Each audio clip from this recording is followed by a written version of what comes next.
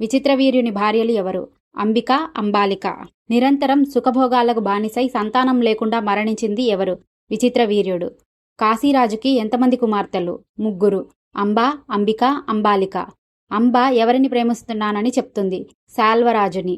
భీష్ముడికి చేరి నువ్వే పెళ్లి చేసుకోవాలని కోరింది ఎవరు? అంబ. శివుని వరంతో శిఖండిగా మారింది ఎవరు? అంబ. భీష్ముని చావుకు కారణమైనది ఎవరు? శిఖండిగా మారిన అంబ. విచిత్రవీర్యుని భార్య అంబిక ఎవరి ద్వారా సంతానాన్ని కంటుంది?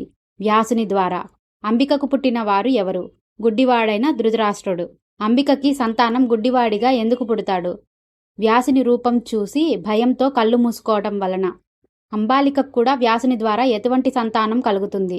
తెల్లని శరీరం గల పాండురాజుకు జన్మనిస్తుంది. పాలిపోయిన శరీరం గల పాండురాజుకు జన్మనివ్వటానికి గల కారణం ఏమిటి? అంబాలిక సంగమ సమయంలో వ్యాసుని రూపాన్ని చూసి దేహం భయంతో పాలిపోతుంది. ధృతరాష్ట్రుడు ఎవరిని వివాహం చేసుకుంటాడు? గాంధార దేశపు రాజకుమారి గాంధారిని. ధృతరాష్ట్రుడు గాంధారిని ఎంతమంది సంతానం? 100 మంది మగ సంతానం, 1 ఆడపిల్ల కలుగుతారు. Like, share and subscribe.